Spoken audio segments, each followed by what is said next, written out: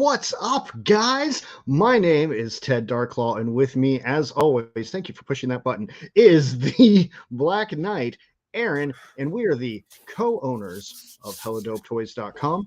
The co-host of this show is Helladope, and man, dude, I feel like we just did this yesterday.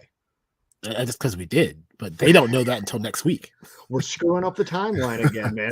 Are we in the past? Are we in the future? Who knows? I don't know. Man, who knows? I don't know. I'm excited to find out. You screw up one little thing in the timeline, and now everything's all messed up, man. It is my specialty. I am the guy that pushes the buttons and goes, oops. Now, let me tell you how weird this is going to be. Like, because we're not live, but we're live, that I have nothing to do. I have no chats to bring up. I might like type stuff in and bring it up myself. Oh, that's interesting. It is interesting. So you get to chill the whole time. Yeah, about time. I'm a little jealous. Just to be kicked back with this drink. Yep. I'm gonna resend some emails, order some stuff. So tonight we're kicking off our journey, our quest for PowerCon. Are you excited? I do. I am super excited. Like I said, this is like the roadmap that we laid out almost a year ago, and we're like almost to the end. Like you're in the tunnel, right? You see that little light, like that's way down there. Like each week we like get closer and closer to that light at the end of the tunnel. I was always told not to go towards the light. Should I be doing the opposite? I don't know. I always think of was it Misery or like I don't know. It was like one of those like horror films, like walk into the light, Carol-Ann.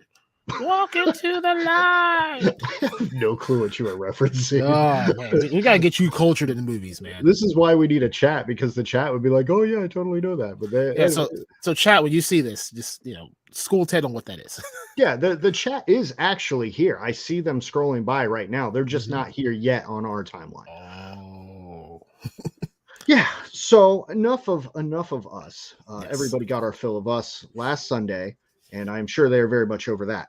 So we're going to bring in our guest. We have a representative from PowerCon, and that is how we're kicking off the quest for PowerCon. Because if you don't know what PowerCon is, we're going to get a whole bunch of details about it and learn all about this really exciting show.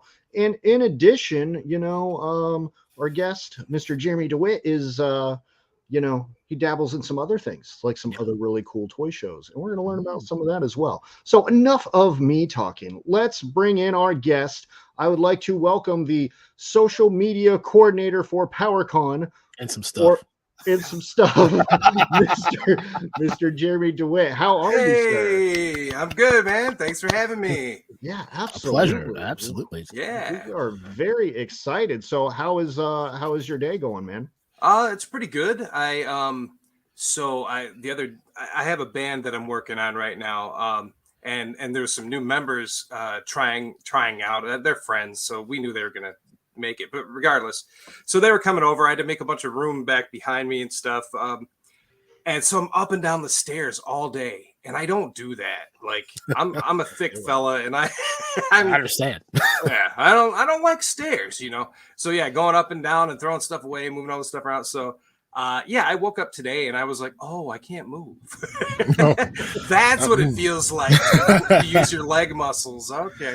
So yeah, I stayed home today, man. It was a lot of couch surfing, and so that's the life, if you ask me. It wasn't too bad, I gotta say.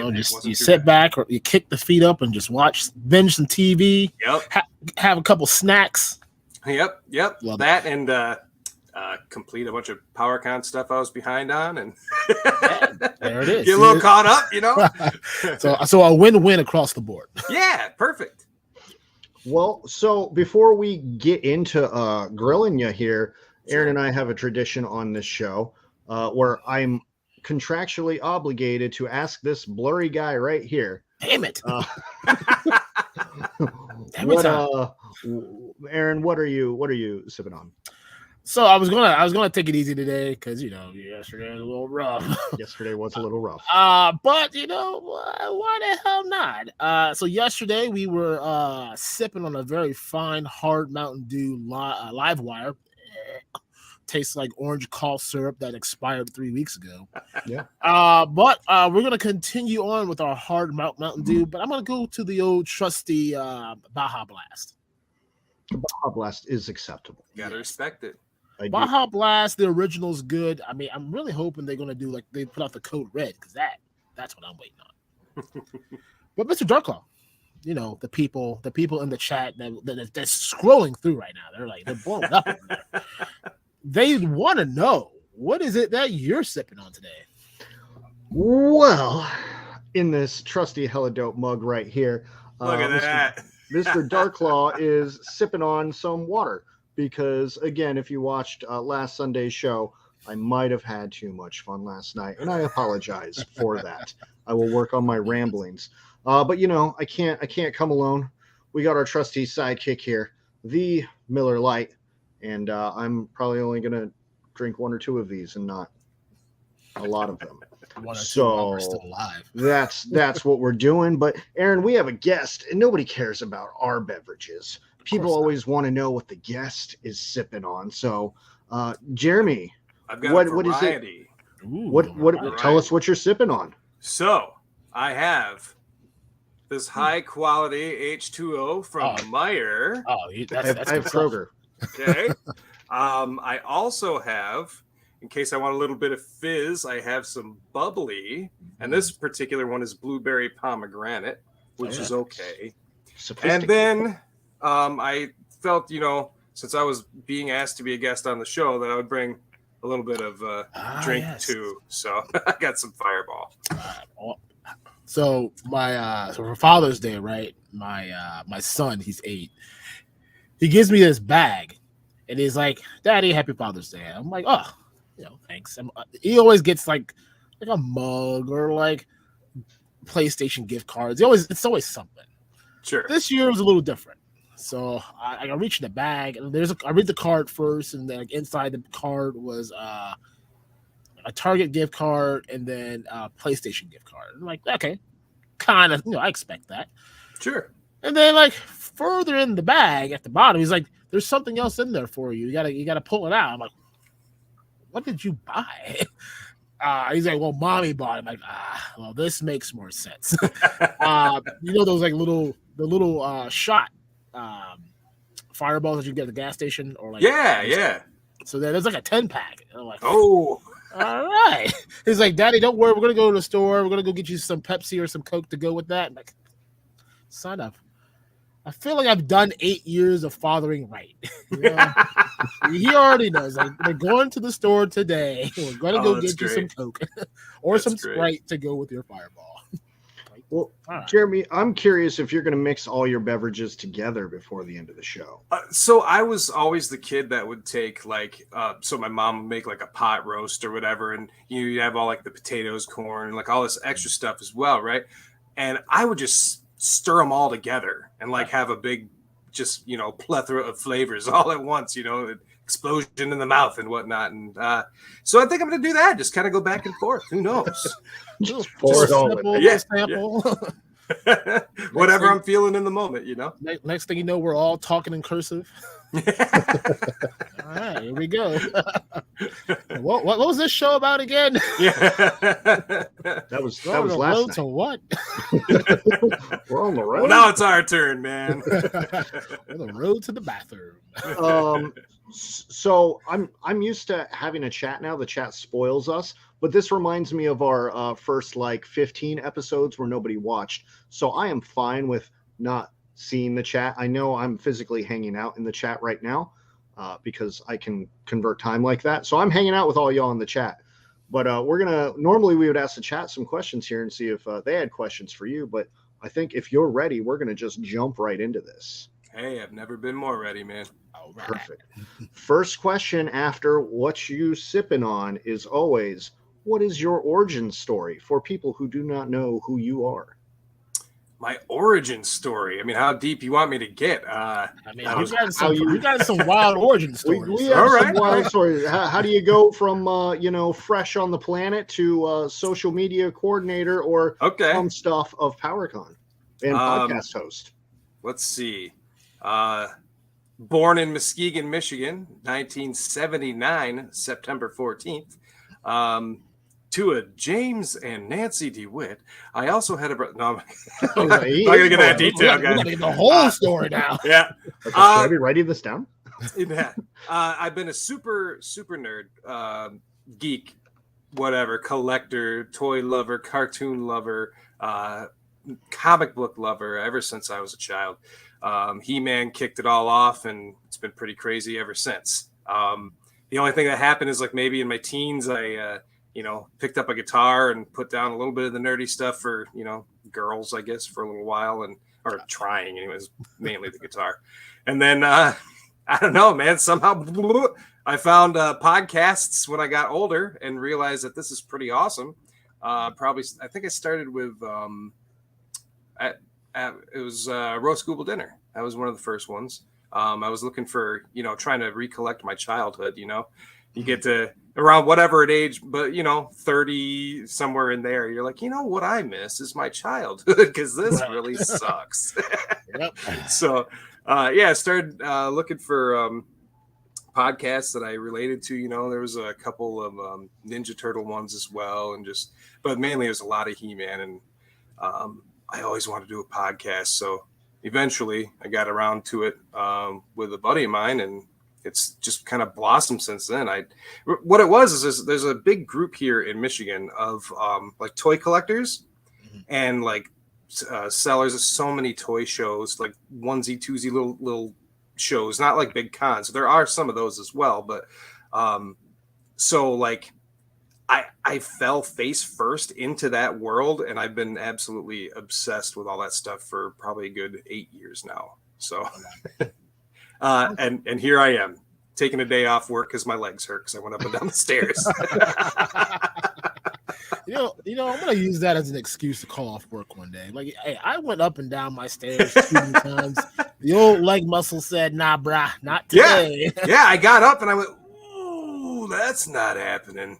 So the wife, a little while later, is wait, you're not at work. I'm like, legs hurt. That's why they give us personal days. They don't need me there today. Yeah, they don't. They're gonna be just fine without Jeremy. Right. There's no convention coming up in a month. Nope. So, what did you collect as a child, and what are you now collecting as grown Jeremy? I actually have a couple examples with me. Prepared. Okay. Yeah, I want to make this a visual thing, So of course, nice. Right out the gates, I was collecting He-Man. My father got me into He-Man when I was probably 4, like right when the cartoon came out. Absolutely love the toys. I've got except for the overseas, but all the vintage figures, and I've been basically collecting everything He-Man that I possibly can within my budget, which sometimes that's a little bag of that. So yep, that's some vintage there. Of course, Ninja Turtles. Mikey obviously is my favorite, so I brought him out. Just like every other kid out there, at least around my age, Ninja Turtles was the absolute phenomenon at the end of the 80s and through the 90s, and yeah, I was obsessed. Still am. It was my first tattoo was Michelangelo. So yeah. Also, the real Ghostbusters. That the Ghostbusters movie is my absolute favorite movie of all time, and I think as much as I love He-Man, and I started off real strong with He-Man, I've been watching the real Ghostbusters cartoons lately, and I gotta say they hold up a lot better than some of those old He-Man ones. So. Don't tell anybody who listens to my podcast. Nobody's watching this right now. So right. You got like a whole week. Also, absolute lover of Pac-Man. Oh, so I don't think I've ever seen that, actually. I'm sorry. I can pull you up on this full screen here. That's what I should have done. Not remove you from the chat. Yeah, these are like vintage PVC figures. I think they made like 5 of them. So there's like weird ones where he's like dead and he has like a halo and wings, and there's a Miss Pac-Man and there's some ghosts as well. So, and then Mad Balls. One of my big ones as well. So I had tons of other things, obviously Muscle, and I like the weird stuff. the stuff that you dig in bins for, and just the odd duck stuff. I love that. So, but I honestly, it hasn't changed much. I just collect better versions of them. So this is like the modern Madball stuff from like Premium DNA. Okay. So I got these figures. Hang on here. Of course, more modern Ghostbusters figures. Yes. Movie style there. I mean, but somehow all these toy companies just suckered me into buying the same toy a million times over the years. Pretty much. Isn't that the same ones, the small one you just had? like Big Bro and Little Bro? I mean, they're pretty much the same guy. The wife really loves that. She's like, don't you really need that many? Yeah, I do. Of course, the Super 7 Ninja Turtles, and of course, I'm collecting all the NECA turtle stuff as well. I wish they would almost stop because it's getting a little ridiculous. It is. Some modern Pac-Man. It really is just the same stuff. You just update. Yeah, it's absolutely the same stuff. But I do like some of the quirky stuff, like Zolo World's been putting out some Realm of the Underworld stuff. I really like these knockoff, Masters of the Universe type figures. 5 points of articulation stuff. I love those. And I don't think anybody who gets their hand on Mythic Legions can deny Mythic Legions. Not at all. This is actually my figure, the figure that's based on me, hence the nickname DeWitt on my name there. This is DeWitt from the Furious Four, from Mythic Legions. So it actually was based on me, for real. That's amazing. Hold on. Wait, I have that figure. I'm on with a legend now. Yeah. We have a whole new list of questions here. Yeah, go ahead and throw that one away. I'm taking them from the chat. Hit me up, baby. You got to tell us how that happened. Okay, tell us the story. How do you get your own Mythic Legions figure? Well, I can actually thank PowerCon for it. So my first year going to PowerCon was 2018. Me and my podcasting buddy from the Podcast is the Universe, it's a Masters of the Universe podcast I do. We went there with our buddy Matthew Rodriguez. He's from Defenders of Eden, Armies of Ashmore. He just had a Kickstarter with these giant dinos. They're awesome. Anyway, all three of us go on this trip, and the Four Horsemen are there. And we love the Four Horsemen because we're huge He-Man guys. We've heard them on Roast Google Dinner a million times. And it's super exciting. Steve is super nervous. Doesn't want to go up. Doesn't want to, mess anything up. So I go up to Cornboy and I say, hey, man, my buddy Steve's here. We got a podcast, this and that. And at the time, I wasn't in the other podcast, but Steve also had the My Wife's Gonna Kill Me podcast, which is also a toy podcast, but it's not just focused on one. It's on a lot of different things. So he said yes, he'd do it. Steve interviews him, gets a couple of different interviews, one for each show. We post it, and Steve spells Four Horseman. He doesn't spell Four Horsemen. Four Horseman. That sounds like something I do at 3:00 in the morning. Cornboy reaches out and says, what's up with you guys? Like, he spelled our name wrong. Like, oh, sorry. Okay. I get, Steve, you got to change it. Like, he's upset. So he changes it. And Cornboy listened to the interview. Then he went back and started listening to other episodes of My Wife's Gonna Kill Me and realized that those guys were freaking hilarious. Mm-hmm. And they would it's basically sitting around a room ribbing on each other. But, occasionally there's toy talk. But I mean, we get there eventually, now that I've been at it as well. But it was the same thing back then, just minus me. He becomes this huge fan of the show. And I joined the show. He said he was scared because he's like, it's kind of like that Cousin Oliver thing, if you know what that is. The Brady Bunch back in the day added, Cousin Oliver to make it more exciting. There's a new kid, and it, ruined the show. Nobody liked him. So I'm, of course, they asked me to come on and be on the show permanently.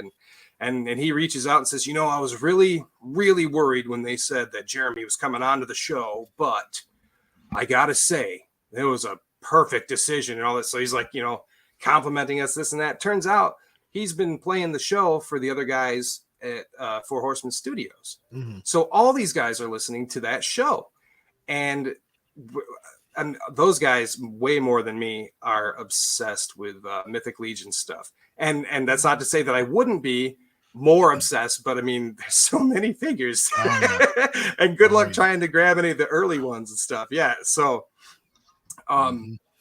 so yeah, they end up getting a hold of us one day and say, hey, come on to or have your show, because we usually do Sunday mornings on YouTube. And he says, we got an announcement to make.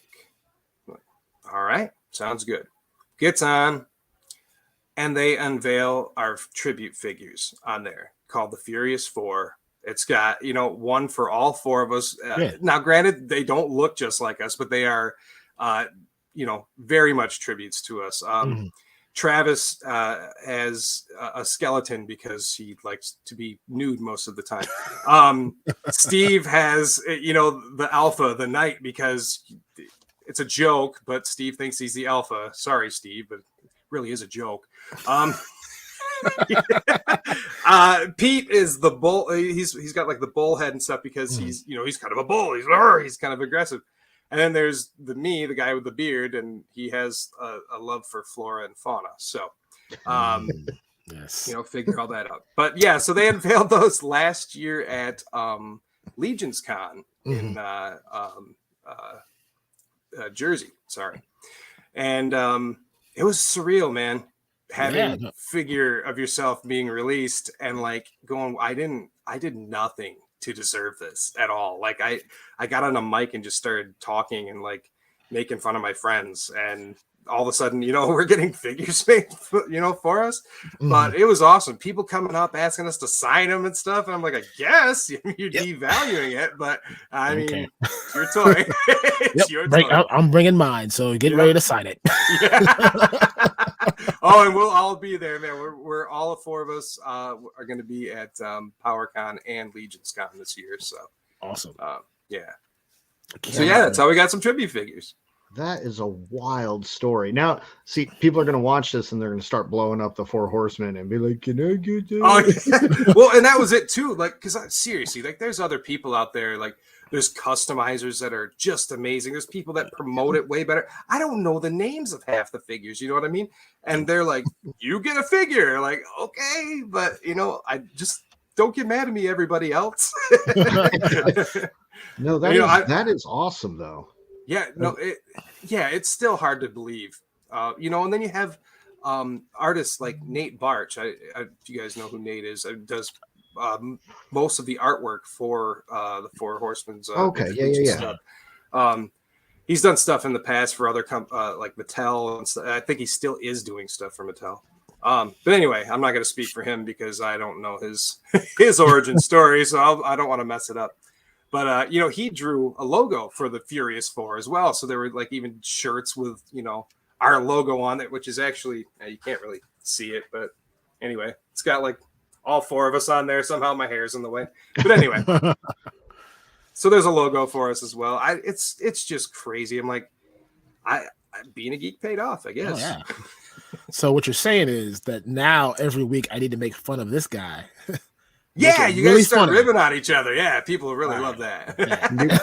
You already do that. Oh no, we're stepping it up to a new game now.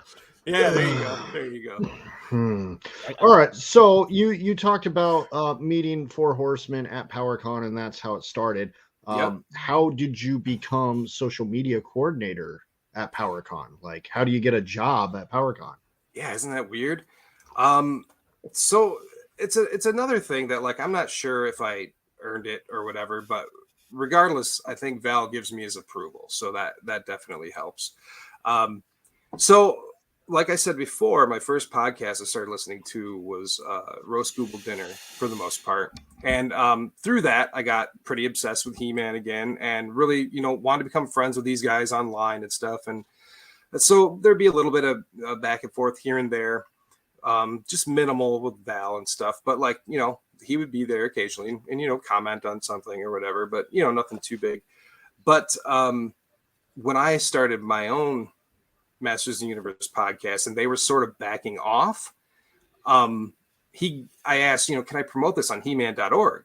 And he's like, well, sure, I'll give you I'll help you get in there. And it was some weird thing where you had to like put in code and like all this stuff to upload your own thing to He-Man.org. It was a pain in my ass, and I'm so computer illiterate, but he literally like got on the phone with me and was like, here's how you do it. And I'm like writing down everything, like trying, I don't want to mess up because I don't want Val to think I'm stupid. And so I started promoting the podcast on there, and then he started listening to it and was like, wow, you guys are actually pretty good. Like, you're pretty funny. Mm-hmm. And I'm like, well, thanks. We don't know what we're talking about. We're dumb, but we have a lot of like heart, I guess. So, and me and Steve, I don't know, we're cute together, I guess. I really like Steve a lot. He makes me laugh. So, yeah, Val then starts enjoying the podcast or whatever, and then like promoting it and stuff.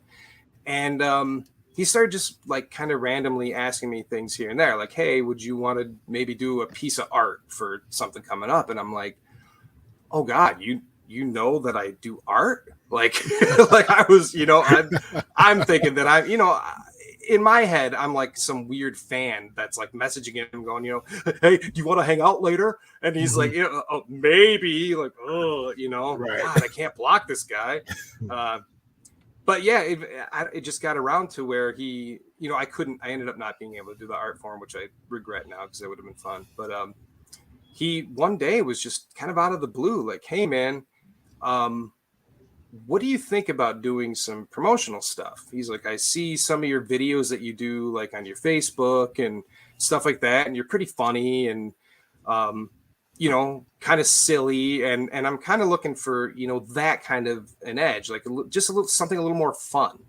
And not that what people did before that was bad or anything. It was very professional and way better than stuff that I could do, but I just had a different edge, and I think that was kind of the vibe he was going for.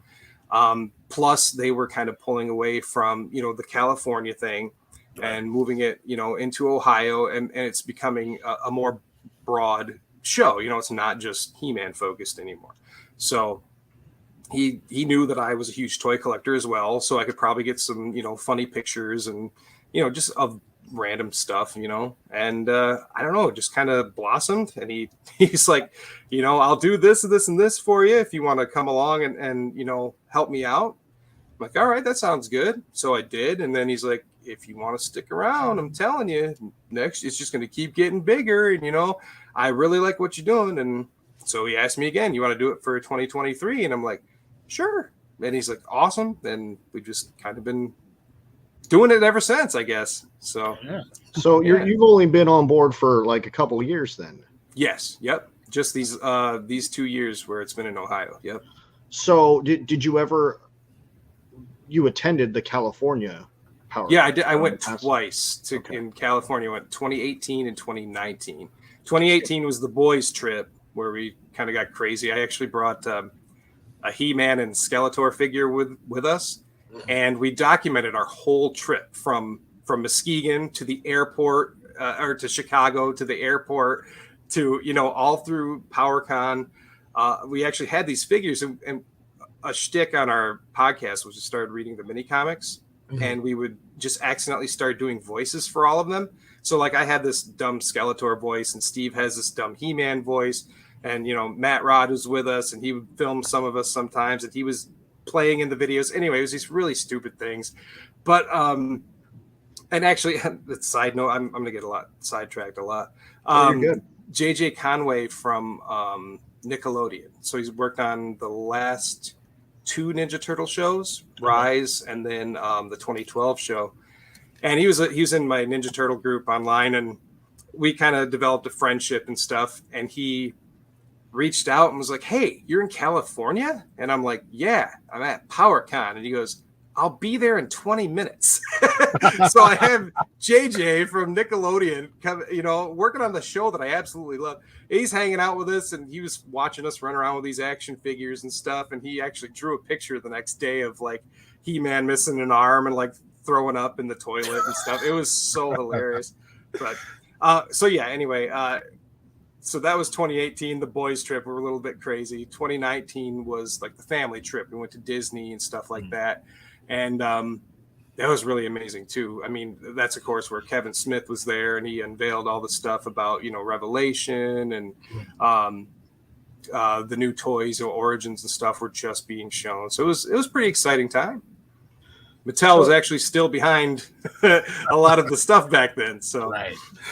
Can you explain the difference to us between the California version and the Columbus, Ohio version? Because I assume moving from one state to another, I know it's the same show, but it had to feel a little bit different, right? Yeah. So there is the vibe anyway. Like if you had been to the previous shows, obviously since it was so focused on Masters of the Universe, you had, everyone at least had that interest. And there were people that have been talking to each other online for years and years that would just come every year from all over the world. And that still happens, but now there's a lot of other people. And some people are like, I'm not going to travel from California over to Ohio. Some people won't make the trip, but obviously there's a lot of different toys, different toy companies. And that's what really, so if you're in it, not that there isn't He-Man stuff, because there's tons, it's still, people are just, Eternia Dreams. I don't know if you walked through their stuff last year, but I was blown away. Oh yeah. I think they had 2 Eternias in the box. Like what? So they had, there's still a big, Masters of the Universe presence, but the fact that it's spread out to now have, NECA was there, and, the Fwoosh was there, and, Creative Beast. You had all these companies that could actually bring different stuff. So, what it's become, basically Mattel kind of, they were the ones putting out the exclusives and all that type of stuff. And Super 7 did for a little bit too, but now that Mattel kind of took Masters of the Universe back, and they did have a big, 2020 or something like that online thing. And then last year, or 2021, they also had some stuff, but I guess they just, I don't know. I can't put words in their mouth, but I think they just were done doing that, at least in the meantime, for now anyway. So that being said, a show focused more around everything is going to draw in more people. So, and I think last year was pretty good evidence of that. And the fact that it's doubled in size already for this year says a lot. And there's a lot of course, returning vendors and guests and stuff like that. But seeing all these other companies and stuff, there really is something for everybody. You can bring, the wife doesn't want to come on. Well, there's going to be somebody that worked on Barbie. Oh, well, okay. Well, I didn't know that. Monster High. Yeah. Monster High and stuff like that. Yeah. So even a kid, so yeah, it's definitely not that small, tight knit, focused thing. It's more broad, but there is still that after hours hanging out and stuff like that. And I almost sort of like the nightlife a little better in Ohio because there's more to do, more places to walk, and they're a lot closer. We somehow found a bar in the basement of a pizza parlor. Yep. So I know exactly what you're talking about. So yeah, complete with a Mikey's? giant bouncer, who's charging you $5 to get in the door, Yeah. or at least has to see your ID. But if you don't have your ID and you have $5, he's going to let you in. So, yeah, just really cool environment. And, still a lot of those people from the PowerCons in the past were also there. So it was good. It's a big, family reunion, I guess. I just want to bring everybody else in too. So I just want to throw out there real quick. I want to acknowledge that you just said that Ohio is actually a pretty cool place to be. Okay, so I was all worried. of you just work. You heard this right here from this guy. You are a real deal. I gotta say, I was worried. I was doing research because the family went with me last year, and both of them were like, I don't know, what is there going to be to do when we're bored of hanging out with you and your toy friends? And I'm like, and they both are collectors and stuff like that, but they are not obsessed like me. Right. So, and in California, they could go on tours and they could do this and that, while I was, nerding out. So we're looking all this stuff up, and it's I don't know, man, it doesn't seem real promising but shoot, the guy, at least us guys, we found a lot to do. There's a lot of places to go and some good food around there. There's what was that toy store down the road too? Big Fun Columbus. Yeah, real tight, but I mean, lots of stuff. So if you can get in there anyway, we had to wait about half hour, but yeah, very cool store too. So. And I would recommend for the family the Zoom and Zoombezi Bay. It's about a 15-20 minute drive, but great water park, great zoo. Really nice time for the family if they're absolutely bored and need to get out for the day, because August weather is almost perfect for that water park. Wave pool, water slides, everything. Very, very nice spot. Yeah, it was center is always good. It was very warm last year, so I could see a water park being awesome. We can give you a list. So I want to kind of follow up with the Mattel Leaving thing, and you kind of mentioning that, last year there was NECA, there was Floosh, there was Creative Beast Studios, there was Spiro. In a way, Mattel moving out of the way kind of gave an opportunity for a lot of these smaller companies. And I feel right now, and I don't know if you feel the same way in your collecting habits, that a lot of these smaller companies are kind of the future and are doing a lot for the people. And with Mattel kind of pushed over, now there's an opportunity for this new boom. Yeah, I mean, if you ask me, I think they kind of messed up. I mean, I don't want to say that as like a representative of PowerCon. I'm saying that as Jeremy DeWitt. Like, I'm like, I love the stuff they're putting out. Don't get me wrong. Obviously, I'm buying all the He-Man stuff they're putting out. But they kind of backed off, which led all these other companies to be able to go, oh, well, we can do this. Super 7's coming. And it's kind of like, oh, all right, okay. Mego, now Mego decided, you know what? Let's have our Mego meet at PowerCon, and instead of in some other location. And like, this is going to be like a pretty big deal. If you ask me anyway, I go to a lot of toy shows. So, and not nearly as many as, my compadres, but, even they'll say like, dude, PowerCon is like, it's getting to be that. So I don't know. It's exciting for me. And the indie toy companies and stuff, like the smaller ones, they're doing the more interesting stuff, if you ask me.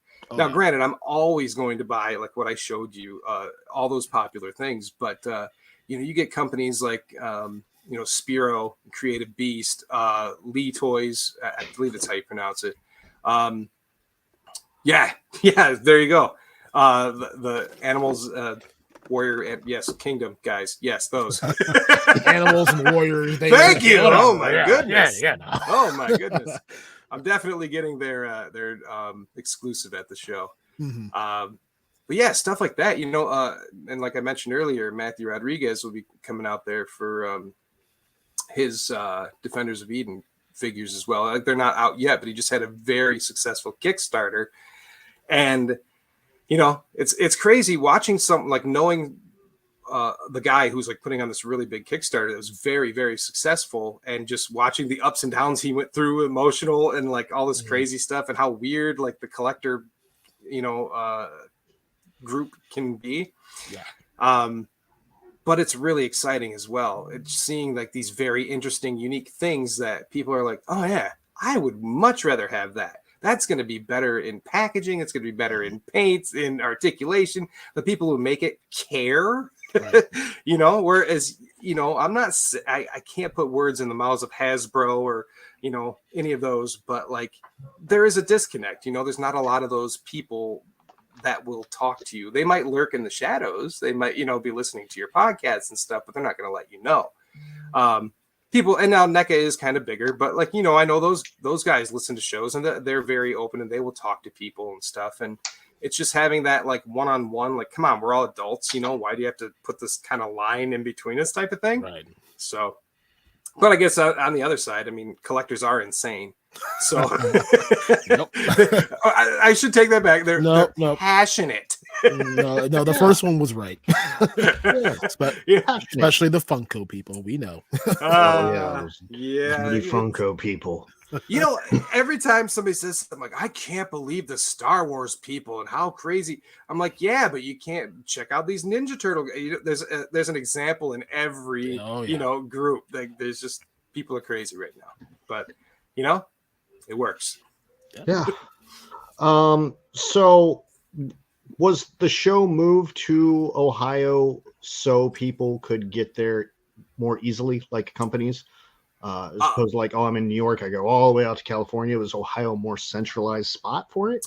I think that definitely played something into it. I would say mainly it's because Val is sort of in that area, and it makes it a lot easier for him, rather than having to always travel out to California to see if they have everything set up right, or just if there's enough space or this and that, whatever.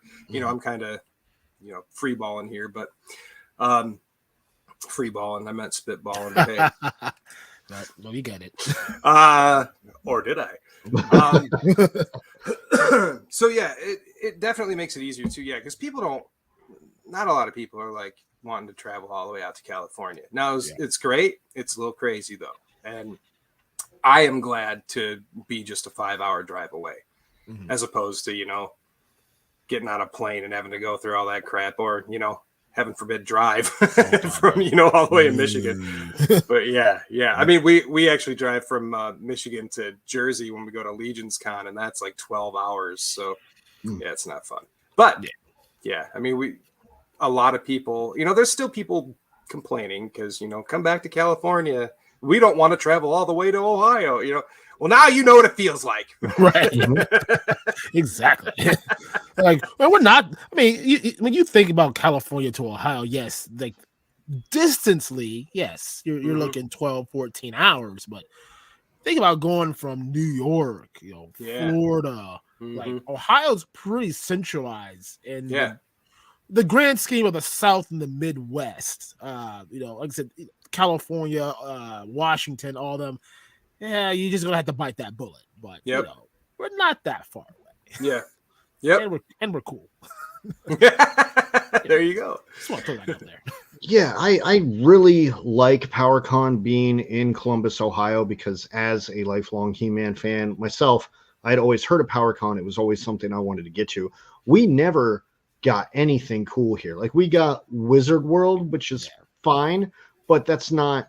It's a very generic pop culture type show. So last year when I saw those banners start going up for PowerCon, and Facebook said, hey, Dan Larson's going to be in Columbus, Ohio, and I about crapped my pants. I shoved my phone in my wife's face, and I'm like, it's Dan Larson, and he's coming to Columbus, Ohio. We're getting a real show. I work with a buddy of mine. We used to have I met him at my last job, and we used to have like this Thursday night, like nerd night. We'd get together and watch all these old movies I never saw because for some reason I slept on a bunch of them from the 80s. But that's side note. So we're working together, and I'm talking about PowerCon, and he's just at this point early last year. Yeah, he had just kind of started collecting toys, even though he's a big super nerd. He kind of like scoffed at me and some other buddies, but all of a sudden he started getting into the toy collecting, and he's sorry, that's fine, you're with us now. But that's what got him too, because I went, hey man, PowerCon's just 5 hours away. He goes, yeah, I don't know. I go, Dan Larson's gonna be there. And I swear to God, he booked tickets that day. So, and the best part, if you look through some of the promotional stuff, there's a picture I love to slip in occasionally, and it's a picture of my buddy Mark. He went there and he had the what was the figure that he bought? It was a Transformers figure, and it's slipping my mind now. But it was like in the box, it was like $500. And I'm not a huge Transformers guy, so forgive me. But that was his goal. He says, I want that figure, and I want to have Dan Larson sign it. And I was like, okay. 10 minutes, not even 10 minutes into the show, he gets there, finds that figure in the box, goes over to Dan Larson, and signs the freaking box. He's like, all right, if you want to devalue it. He's like, oh, I'm never selling this. So there's a great picture of him like holding it. Dan had just signed it, so it was pretty cool. I'm sorry, that was him with Tim Clark, so he gets it. There you go.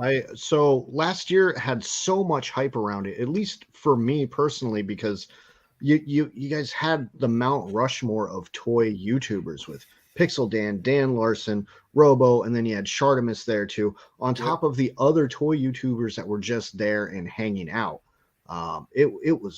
That was a good show last year, and I awkwardly walked past all of them several times going, that's how I spent most of Saturday, actually. Just being a creep. That's I mean, I still do that with Val. I'll be like, hey, remember me from the phone? Remember? Just talked to you 5 minutes ago. Yeah. I totally get it though, because it's like I absolutely love Dan Larson's show, like at the Secret Galaxy, Toy Galaxy, all that stuff. Just really well done. And so I was excited to meet him as well. But like you want him to be that guy, all right, blah blah, and he's just like, hey, like he's not rude by any means, not at all. He's just, you can tell he's shy. Yeah. So like it was just so weird. Like I didn't want to be that guy that's like constantly like around every corner, whenever he turns his head, there I am like, hey, you ready to talk yet? Like I didn't want to be that creepy guy. So that was me. But also, if I saw Val while I was there, I actually went the opposite way because I was usually trying to like find a quick place to go. He's gonna smell the alcohol on me. Gotta run. Like Val has no clue who I am. But I'm just like, oh, that's the guy that runs this place. Get out of here. Yeah, he is such. It's so funny because he told me before I went to the one in California. He's like, listen, I'm just gonna tell you right now beforehand, like, please don't take this as me being rude or anything like that, but I got to be on my game the entire time. He's like, I don't really have time to, quote unquote, have fun, because he's business Val the whole time. And so, and it was true. Like I was even reluctant to try to get a picture with him when we were there, just because he was so freaking busy and just had his own thing going on. And like, he's still kind of that way. And you saw him with like his suit on last year and stuff like that. I'm like, that is dapper Val right there. So it is. I get why he's doing it, because he has to. He's Val. He's the professional dude. But like, sometimes you just want to, come on, man, loosen up a little, like get a little crazy. But I guess that's what I'm for, maybe. Right. So. He lives vicariously through you. Yeah, there you go. Like, Jimmy, get out there and have fun for me. Then tell me all about it. Yep. So I want to talk about your social media creative process. And I apologize, I can't seem to get the sound to play from Instagram, because I love the most recent commercial spot you did. I think it's the rapping one that does have you and your daughter in it, but you guys can find it on the PowerCon Instagram page and probably the Facebook page, or probably Twitter too, I imagine, everywhere. But it's you and your daughter playing with action figures, and then they just start a little band rap session together, and they're like, hey man, go to PowerCon. And I'm like, I will, Tiny Toys. I will do it. I'm coming. Yeah. That's so good. I love hearing I don't get a lot of feedback from stuff like that. I mean, Val, of course, is just like, oh my God, we were dying. We love it. That's great. Keep doing that kind of stuff, So I don't hear a lot from like people, just strangers and stuff like that, so it is nice to, hear somebody go, dude, I thought that was pretty good. I love that. So I did the majority of these videos last year. I was putting them out week by week. And since they only really got shown one time, we decided to repurpose them for this year and then add more stuff, And of course, if I had the dates, it was like the 5th through the 7th or something last year. Mm-hmm. And this year's 11th through 13th. So like in the rap song, I had to like somehow change the cadence, the way I was like rapping, to fit 11th through 13th in there. Because that's not easy to rap to. So, but regardless, so what happens is it would be day of, and I still wouldn't have anything. And I'm like, I don't know what to do. And I'd go, all right, well, I play music. I've been playing guitar since I was like 13.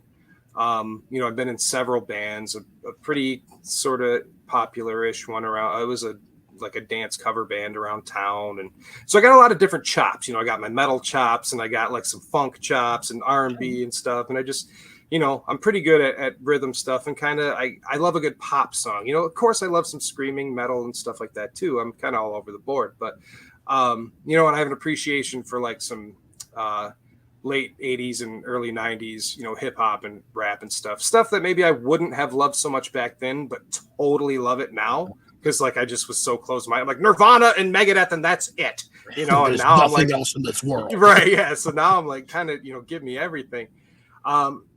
So whenever I can get a chance to kind of flex my musical wings, so to speak, I do that. I'm like, well, got to do a rap, and it's got to be short. And ladies and gentlemen, girls and boys. Well, girls and boys, you can rhyme with toys. And, so it's just this quick thing. I literally made it in I don't know a couple hours. I start off with a funky beat and then just do my thing, write some dumb lyrics, and they end up fitting. And then after that, I'm like, oh boy, now I got to figure out like who's going to be doing this. And I had an idea that I wanted me and my kid to do something, but I didn't know the figures we wanted to do and all that. So, but I worked it out because they have a Rap and Mikey figure, from the old Turtles lines. I'm like, well, duh. And then I'm like, kid, what do you have? You have some figures. And she's like, well, I have this Freddy Fazbear. And I'm like, I don't know much about, Five Nights at Freddy's, but I'm like, I know it was popular. So, and he's got a microphone. I'm like, perfect, let's do it. And so I go, what?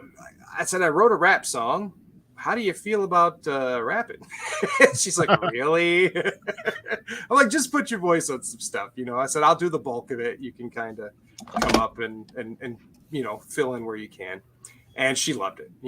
We have a good time. So, and I just ended up, let's hold the toys in front of a bunch of other figures and let's just do it. And, it worked. So I don't know. That's kind of like my process. I start with nothing, and within a couple hours it's done. So I don't really know where it comes from. I just, like I said, maybe just my, I've been around the block musically or something, but that's kind of like how our shows work. Right. Like, yeah, we have all these notes and we send them out to you. You can plan it all out, but you know what? 20 minutes in, we're just going to throw everything away. Yep. Yeah, we're just gonna wing it now. We used to have notes for my wife's gonna kill me. It was so cute, like actual notes. And now we show up and we're like, what do you want to talk about? And it just happens. So yeah, that's awesome. That's how we do it. Well, we're gonna change gears a little bit and talk about your two shows. So you have the My Wife Is Gonna Kill Me podcast, and that's on YouTube. Does that air anywhere else? I mean, it's your normal. We put out an audio version basically everywhere. We upload it on Podomatic, so it comes on to I think Apple Podcasts and Stitcher and all of the above. So you should be able to find it pretty much anywhere. But yeah, we do record live every Sunday morning. We try 9:00, but I live a little farther away than those guys. It's Travis's house, so he's always on time. But yeah, so it's a little later sometimes, depending on what happens. But yeah, 9-ish.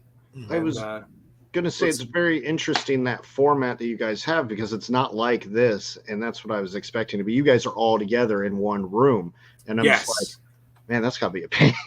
Well, you would think, but the thing about it is like, so us, of course, being like in this situation, it's easy. I can see your faces, I can hear your voices. We get along swimmingly so far, and so it's easy to talk and all this type of stuff, but like there's just something about being in the room with the person and feeding off the vibe and like having their sweat and hit at you and spit when they're yelling and just random stuff, being able to pass the toys around that we brought for the week or whatever. And it's really nice to kind of vibe in the same room. That's earlier I said we're pretty lucky in Michigan because we have this type of stuff. And I've been seen other shows, and I've been on other shows where they're like, we don't have that. Like, I'm the only guy in my town, and we have a lot. So in Michigan, I don't know what it is, but there's just lots of toy people here. So yeah, it's a lot of fun. So you mentioned earlier a little bit how you got your start on there. They had the show, and then they kind of pulled you in. How did that go down? So if I back up, if you don't mind, if I just kind of tell the origin of POTU. So Podcasters in the Universe, okay. Oh my God, this is kind of complicated. Here we go. Okay. Travis. Well, I'm buckling up. All right. Travis is on the My Wife's Gonna Kill Me podcast that already existed. Him, Pete McCarthy, and Steve Bisciotti, Travis Bowles. All three of those guys had this show. There was a new toy show happening in my town of Muskegon, Michigan, called MuskeCon. I was informed about it. Said you should try to sell some art there from a mutual friend of mine. Signed up for it. Met Pete. Met Travis. Travis and I did a toy trade like immediately. And then I saw Steve, and he's over there selling art too.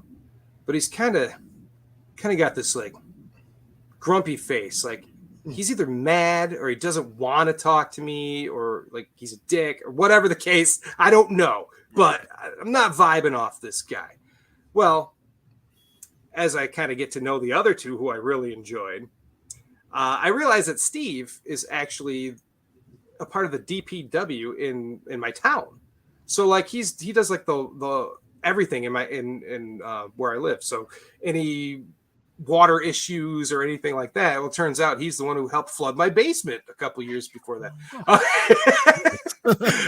So it's so weird. This town is so small. But anyway, so me and Steve start kind of talking here and there. I think Breath of the Wild for Legend of Zelda was out at the time, and we kind of vibed. Both of us were playing that, so we would message a little bit back and forth. I started to get to know him and realize he wasn't a dick. He's pretty nice. He's just shy. And a little bit of anxiety. So, he really kind of opened up once he realized that I had a He-Man tattoo covering my entire arm. So he's like, okay, this guy might be for real. So we start vibing and kind of making friends and whatever. And one day I got a Castle Grayskull and a Snake Mountain still in box at a yard sale for $100. Wow. And I immediately get a hold of him and go, listen, man, the Grayskull box is a little damaged, but it's all brand new. I have a complete Grayskull. I'm more of a loose collector anyway. What do you think? He goes, I'll take it. Do you want to trade? Sure enough, I drive out to his house. He's got some Masters of the Universe Classic stuff. So we start trading and, figuring out what we're going to do. And he goes, hey, what do you think about doing a He-Man podcast? And I'm like, oh, for real? He goes, well, you're not my first choice. I tried Justice Curry and I tried, Matthew Rodriguez, and, Justice has his own thing going on YouTube now. But, and basically they live too far away. So they didn't want to do the, this way. So they declined. And I said, yes. And he went, awesome. We started like a week later. So me and Steve start vibing and getting all cool. Well, of course, now Travis and Pete are hanging out more often. They're a guest on the show. I'm a guest on their show. We start all becoming friends. We go to the same hangouts and all this stuff. And, a couple years in, I've been on the show enough to the point where, like, I think they dug what I had to, offer. And I brought different toys. So, they usually have, like, Mythic Legions and Mythic Legions. And, there was like G.I. Joe or something here and there, but like, yeah. And I would come and I'd be like, look at this Muscle Man that I got, or, look at this Mega Man figure that I found in a, junk bin or whatever. And they're like, that's interesting, so let's keep this dumbass coming back. And then one day they cornered me and they're like, how do you, and they did it on video. Or not on video, it was on audio, but they were recording. We're going to do this quick podcast before you record Podcasters in the Universe. Oh, okay. Because we recorded at the same hair salon, but we called it a studio. Travis had come out. Pete wasn't able to, but I'm sitting on the show and, we're just doing this quick little thing, blah, blah, blah. So, Jeremy, how do you feel about joining? My wife's going to kill me. Like, what? Like, yeah, I'm in. Of course I'm in, So that was basically it. Like, we wanted more, I guess they wanted more reasons to hang out with me or something like that. But I'm not complaining because I love those guys. So they're a lot of fun. I thought you were going to say when they cornered, they all had their Mythic Legions. They're all like pointing them at you, like, you're going to join. Yeah. You have no choice. Exactly. So, yeah. So, yep. They asked me. I said yes. And it's been absolutely wonderful ever since. Because of me joining, we were able to add a little bit of a musical element, which we like to call Pete's Parodies. which is, you know, a double entendre because, you know, it's like parody songs, but it's all like, you know, it's also, you know, a booby reference, which is hilarious. Right. I guess, you know, 44 and it's still hilarious. So yeah, we would do stuff like that. Like, you know, so it opened up a lot of different things, and I think it made them lazier because I'm the one who brings toy news every week now. And I'm like, let me redo your, you know, your intro song. They're like, yeah, redo the intro song. And, you know, do the new logo and do the intro. Exactly. Yeah. Can you draw us a new logo? Like Steve did one, but like, we need an updated one with you. All right, also so just run the whole show. Yeah, basically I became their bitch.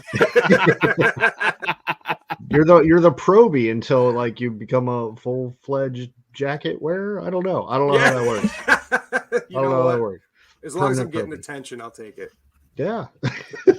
So how long have you been doing both of these shows now? Because I saw My Wife's Gonna Kill Me is like a really high number on episodes. So. Yeah, I think had we not skipped the last 2 weeks, 300 would have been PowerCon weekend. I don't think we'd do an episode out there, but so we're close to 300. And of course, there's been some extra shows here and there, little interviews or special episodes or, you know, whatever the hell. But so I don't know exactly when they started. If I was to guess, I'd maybe say 2015 or 2016, somewhere in there. No, probably more like 2015. Because they've been doing it at least a year and a half or so before I came around. But we started PO2 in like September of 2017, I think, around there. So yeah, I mean, over 5 years, 7 is that? Wow. 6 years, almost 6 years. Wow. Yeah, we've been doing a yearly contest, you know, like an annual anniversary contest each year on PO2 as well. The last couple we did some create a character contests, and I cannot tell you how awesome those people are, man, because I don't know why people like PO2, but they do, and I love them so much, and I please keep coming back because we love you. But they made all these awesome figures. So like, you know, I accumulate toys throughout the year, sometimes usually a bunch I don't need. And sometimes we're gifted some as well. So I have all these like extra He-Man things. And then I got some Power and Honor Foundation books from Joshua Van Pelt and stuff. He's like, give those away to your fans and stuff. All right. So we would have these, you know, yearly create a character contests, and just the amount of creativity that comes out of some of these people, man. Oh, yeah. It's like, I realize that it's like our anniversary, but we're giving stuff away to them, but like really their creativity coming at us is just so awesome. Because all, you know, we're artists, me and Steve, and then, you know, Matt Rod always comes on the show, and he, you know, he's a huge artist as well. So like we love seeing, you know, other people's interpretations and creativity and stuff like that, and we just love sharing the love, man. That's awesome. Yeah, so look for that one in a few months. Definitely we'll watch it. What are some of the goals that you have for these shows?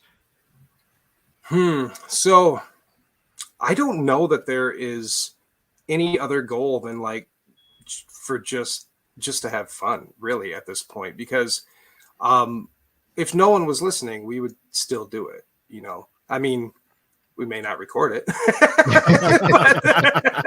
but we'd probably be sitting around a fire and doing it. But these are conversations, you know, and these are things we would be doing anyway.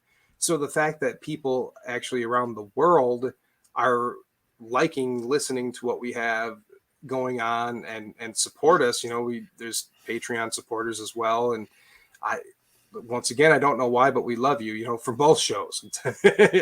And so I don't know that there's a goal of any sort. I mean, I think the My Wife's Gonna Kill Me guys, I talk as if I'm not a part of them, but before I was a part of them, I think their goal was to either meet the Horsemen or interview the Horsemen, and they got that pretty early. So success, you know, they've already surpassed what they wanted to do. All I wanted to do was fill a void and talk about He-Man, because at the time there weren't many podcasts doing that. You know, I think maybe Fans of Power and then like a couple other things. And You know, so it was just an avenue to talk about something that wasn't really doing anything at the time. You know, I think classics had stopped pretty much for the most part, and there's really nothing going on. So now it's kind of boomed, and it's like there's all these other podcasts coming out, and you know, Legends of Grayskull, those guys are awesome. And we like to hang out with those guys too, so they're pretty fun. But yeah, I think it's just really we just want to spread our seed, so to speak. A little bit over here. Yeah. Like we just want to make friends and talk about cool nerdy stuff together, and you know. Oh, yeah. Well, Maybe someday we'll make money off it, but doubt that. It's Definitely not a goal. You got 2 new viewers off of us. Again, I had heard of my wife is going to kill me, but due to when it's on, because I'm always at work. Mm-hmm. So I've never been able to watch it, and I'm always so behind on live replays that stuff falls off the edge. I don't blame you, man. I was able to pop in because I was at work, but I was driving and picking something up, and I was just like, oh, what a perfect time. What a perfect time. So I was driving and listening, and I really dug it. So I'm going to be back, and I'm going to add it to my replay cycle. You guys have been posting the appearances for people at PowerCon, and I noticed that maybe somebody snuck in your shows, like, oh, here's who's coming, and then also these 2 podcast shows are coming too. Is there a potential for a panel for you guys at PowerCon? I would say probably not. I haven't heard anything from Val's end, and I mean, so a few years ago they almost had that at the California one, which would have been awesome because there were people from like a bunch of different He-Man podcasts and stuff like that. But so I don't know if they'd want to make it like He-Man focused, because I know like the fans of Power guys will be there. So if they did do something like that, I'm sure they would be. It would probably be something more focused just on them because they are pretty popular and stuff like that. So I don't know. I don't see us doing that. We haven't been asked. So, and I'm not going to plant that seed either, because really, I just want to have fun. Planting the seed. I'm spreading the seed.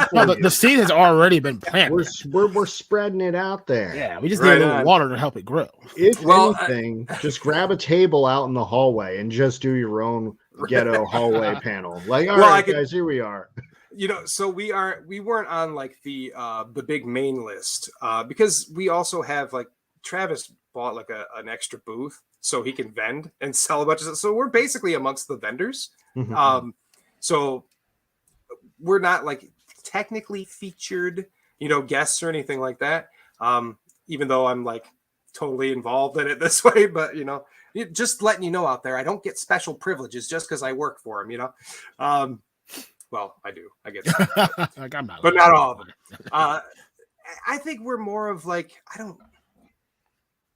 all right, well, I was going to say that we're not kind of that type of thing, but then we did have a panel at Legions Con and it went over awesome. So I don't know, man. If we can figure something out, let me tell you this, though. Here, we're all going to be hanging out after the show, and we're going to be having a few beers here and there and just vibing, going around the town, and we would love to hang out with everybody. So, and of course, be at our booths all day long. Mm-hmm. So come and visit us. Say hello. Please say your name, because we are terrible. And I can't speak for the other guys, but I will. And we're all pretty terrible at that type of stuff. So come great like, with faces, horrible with names. Yes. I am this person, Jeremy. Oh, thank you. That's all I'm asking. That still doesn't work. Like, I'm this guy from the thing. I'm like, nah, you're beard face man, because that's how I remember you. As long as I'm remembered, that's all I care. See, we will also be in a booth all day, all weekend, but we're still putting our names on the back of our official Hella Dope shirts for when we have to go enter the poop line. At least people in the poop line will know who we are. There you go. I know you. I watched your show for 5 minutes once before I turned that trash off, and we're like, well, great, this is going to be a fun line to stand in. Let me tell you. Kept talking about poop lines all day. Yeah, kept talking about poop lines. Now you're here in the line talking about it. every conversation ends up turning into a poop conversation somehow, eventually. So I totally understand.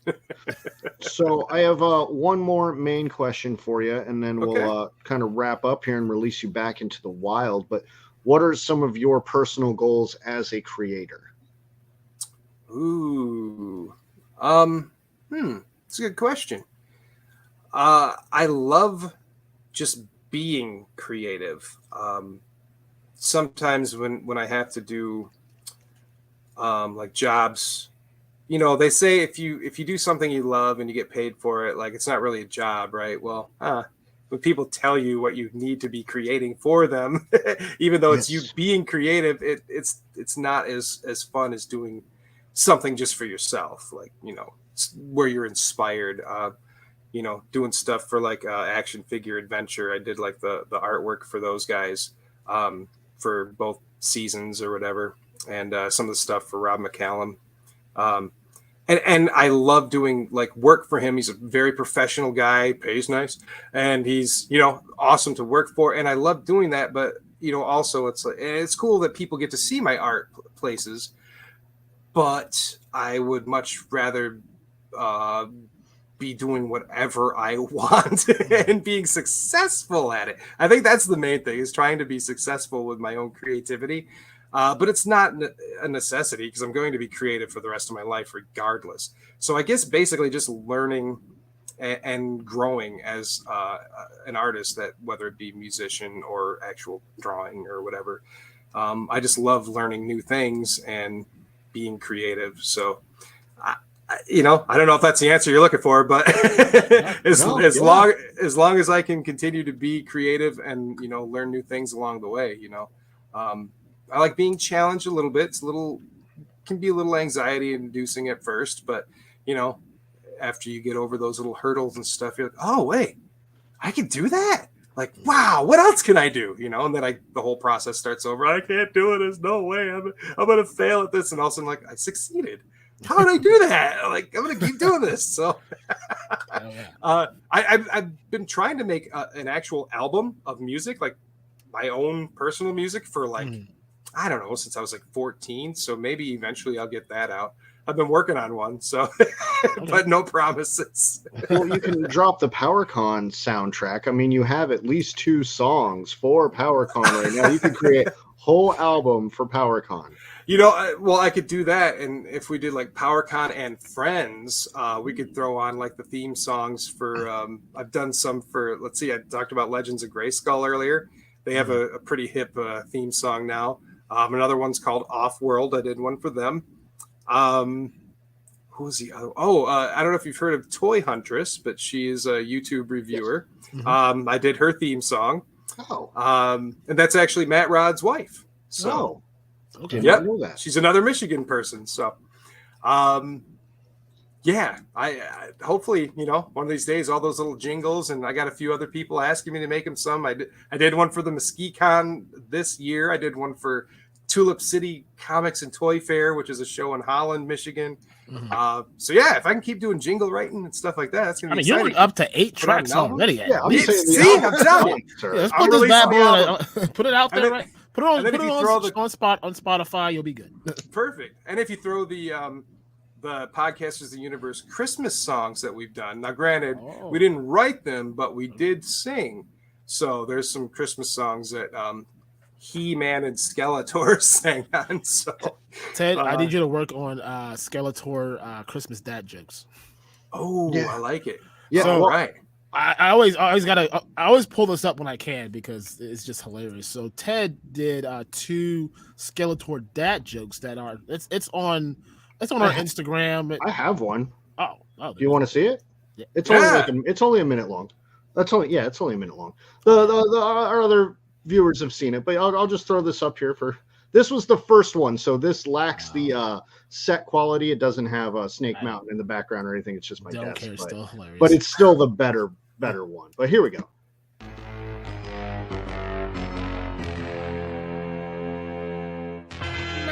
He-Man, today I paid a visit to our old friend the Butcher, and when I walked into his shop, he had 2 steaks hanging on the wall. Butcher said to me, Skeletor, if you can knock these 2 steaks off the wall, you can have them for free. I said to him, Butcher, you fool! Skeletor would never take that bet. The stakes are too high.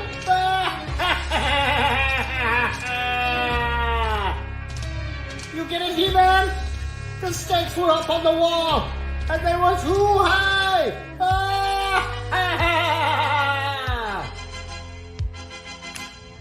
Man, that was hella dope.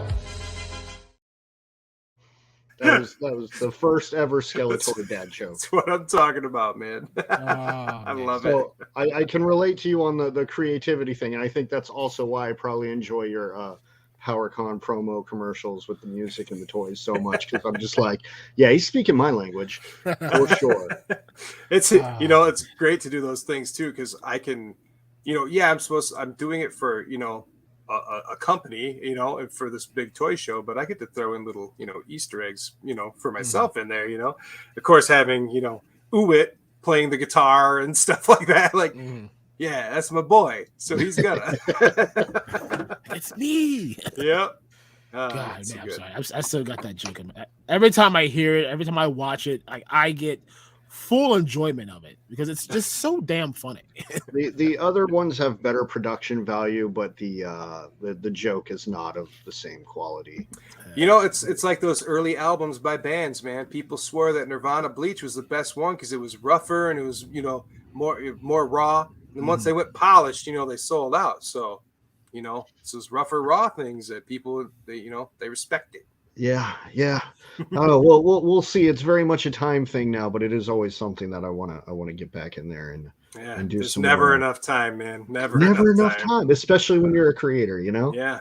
You just always something, and then you get this idea in your head, and you're like, I need to get you out of me. Like, fine, we're just gonna go bang this out real quick so I can sleep again.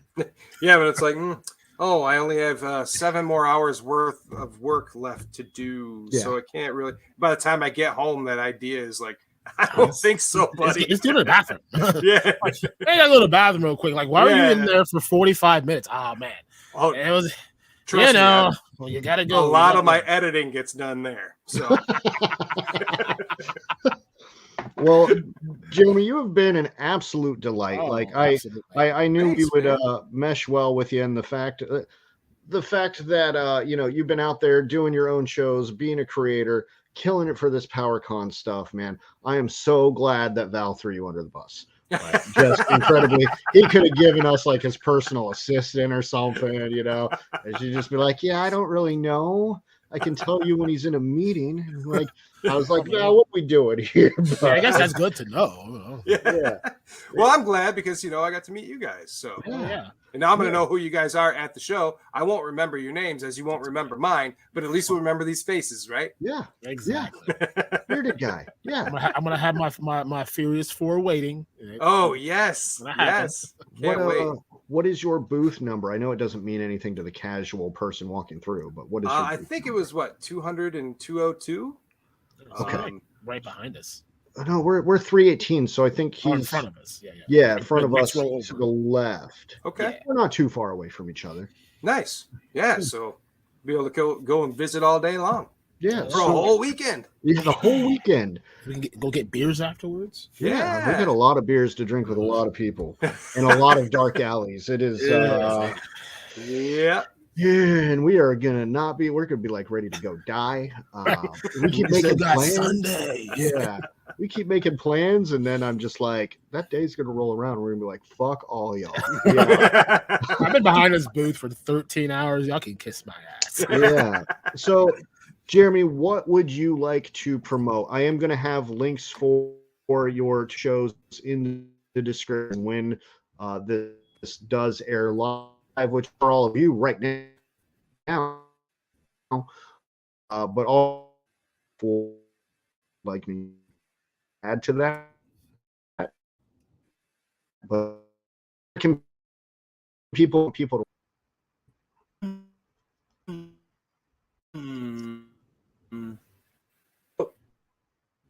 read up. Oh. Are we almost can promote something, right?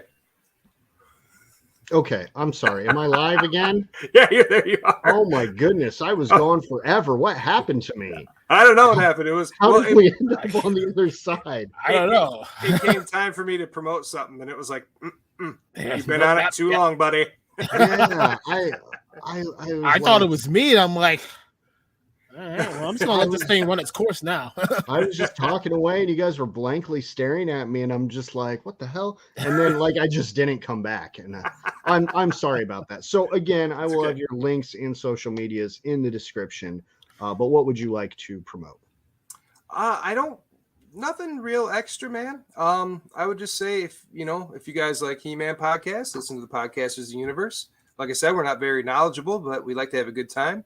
We've been doing this kick lately called PoTu Canon, which is our own storylines, our own origins and stuff for characters in the Masters of the Universe world. And maybe you'll just find out why we think Buzz Off is a jerk. So, that's very. But he's an awesome jerk at that. We love Buzz Off, but he's kind of a jerk. Right.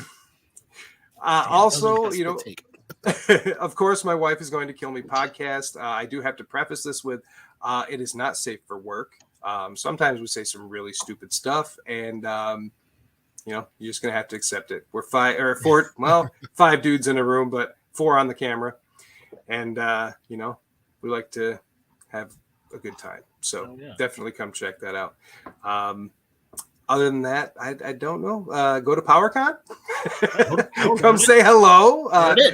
Buy a copy of Action Figure Adventure 1 and 2, so that way you can get the cool art that I did on it. I mean, the doc is great too. But hey, now you should. Did you mention that before and I missed it? Nope. What else? Nothing else. No, that's about it. Maybe someday I'll put out music. Check it out when I do. For sure. You let us know. We'll definitely be there to support. So I'm interested in that whole Christmas jingle. Aaron, my internet is trying to tap out. What do you have to promote? Welcome to PowerCon. The road to PowerCon. We're almost there. The week 1 of our quest has been complete. We've got 3 more episodes to go, and then 4. Whatever. It's a long month, bro. I don't know how to count. It's a long month. We're have a long journey. But yeah, tune in with us every Sunday, 9:00 Eastern Standard Time. We've got tons of cool guests. We got a good one at the end of the month, who I didn't even think we were going to get, but I'm happy that we got them. Other than that, support helladopetoys and everything that we do, all over the socials, helladopetoys.com. Mega Man just went live, so if you're into the whole Jada Toys thing, I got mine. They're on fire right now. You probably got at that big bad store, didn't you? That big bad dirty store. I have 60 pre-orders on that thing right now. We're gonna have to convert you, sir. Yep. But that's all I got. Mr. DarkClaw, what do you have? Social media, Ted DarkClaw. Watch the show. Give this a like and a thumbs up, and tell your friends. That is super helpful. Next week, I believe it's Chad here. Yes. So we'll be talking about some PowerCon, some cosplay. Hopefully the man will stop in, but we will see. Outside of that, this is a pre-recorded show, but it is live to all of you right now. If Aaron and I are feeling, we might go live with you, kind of wrap up the show, talk about our guests. Maybe our guest might pop up randomly. You never know on our show. Yeah, so we'll have an after party. So keep an eye on that, unless we just both fell asleep on the couch watching this. Probably. So that's all we have for you guys. Jeremy, thank you again so much for hanging out with us and being the official representative of PowerCon. And man, we will see you in about a month, sir. My pleasure, man. Can't wait. Bye, guys.